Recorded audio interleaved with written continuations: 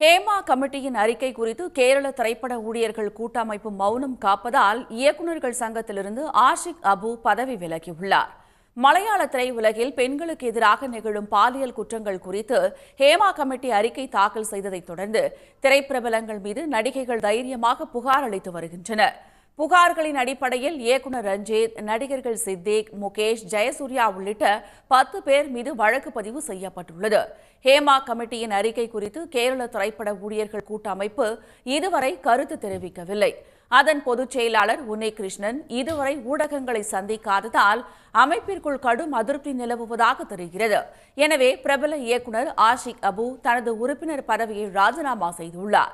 கேரள திரைப்பட ஊழியர்கள் கூட்டமைப்பு தனது பொறுப்பை நிறைவேற்ற தவறிவிட்டதால் ராஜினாமா செய்வதாக ஆஷிக் அபு தனது கடிதத்தில் குறிப்பிட்டுள்ளார்.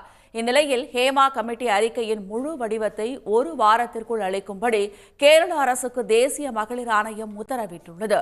இதனிடையே சன் நியூஸுக்கு பிரத்யேக பேட்டியளித்த மலையாள நடிகை ஜாலி சிரயத் திரைத்துறையில் பாலியல் துன்புறுத்தலை தடுக்க விதிகளை கடுமையாக்குவது அவசியம் என்று கூறினார்.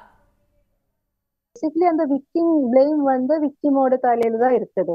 அந்த ஆட்டிடியூட் மாறினா ரொம்ப ஸ்ட்ரிக்டா அந்த லாஸ் அண்ட் ரெகுலேஷன்ஸ் இம்ப்ளிமெண்ட் பண்ணி தான் ஆகணும். அந்த ஆட்டிடியூட் மாற்றி எடுக்க வேண்டியதுதான்.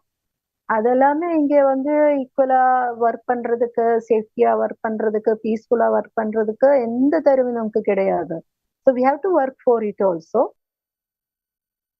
ஹேமா கமிட்டி அறிக்கை வெளியானதைத் தொடர்ந்து இயக்குநர் ஆஷிக் அபு ஊழியர்கள் கூட்டமைப்புக்கு எதிராகவும் அறிக்கைக்கு ஆதரவாகவும் தொடர்ந்து கருத்து தெரிவித்து வருகிறார்.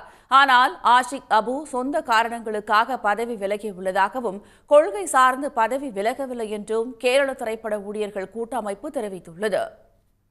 உடனுக்குடன் செய்திகளை தெரிந்து கொள்ள சன் நியூஸ் பெல் ஐகானை கிளிக் பண்ணுங்க.